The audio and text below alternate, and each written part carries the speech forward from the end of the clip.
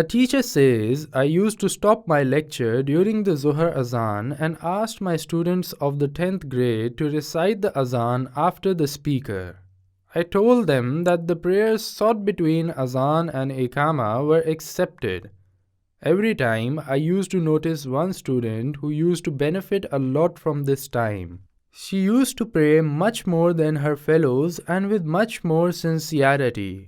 One day I was checking her notebook and I smiled and told her, "You amaze me because whenever I take the break for prayer between Azan and Iqamat, I notice that you pray in this time with much more sincerity compared to your other fellows." She said, "Praise to Allah. I was in the 5th grade when I first came to know that prayers were accepted in the duration between Azan and Iqamat.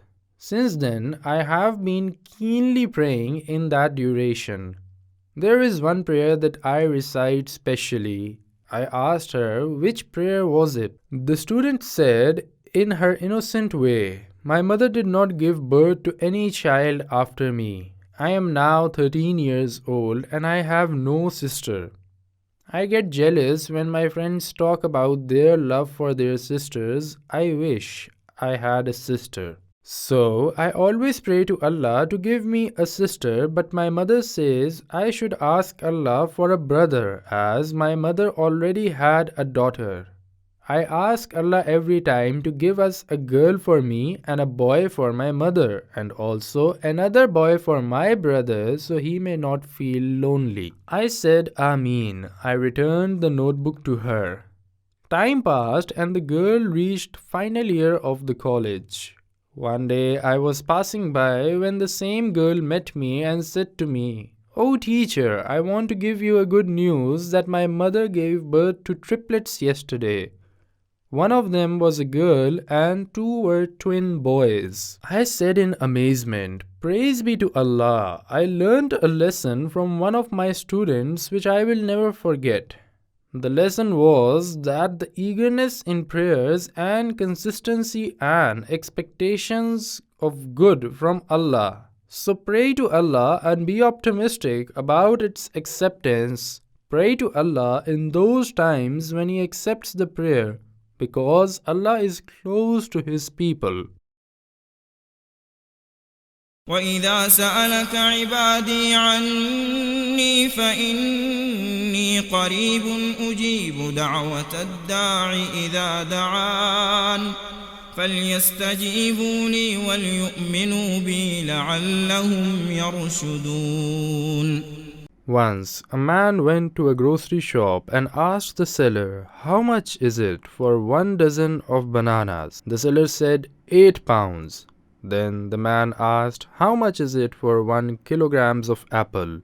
The seller said, 10 pounds. In that moment, a lady who the seller knew entered the shop and said to the seller, "I would like to have 1 dozen of banana and 1 kilogram of apple. How much are they?" The seller said, 2 pounds for the banana and the same for the apple. The lady said, "All thanks to Allah." The man who was there first stared at the seller with red angry eyes, wanting to wipe the floor with the seller. The seller noticed and winked at the man saying, "Just wait for a while." The seller gave the lady what she asked for and she left happily saying that "I'll feed my children." Both the seller and the man witnessed her while she was happy thanking Allah after she left. The seller immediately said to the man, "I swear to Allah, I am not cheating with you on the prices. The lady is responsible for 4 children who have no father and she refuses any help from anyone.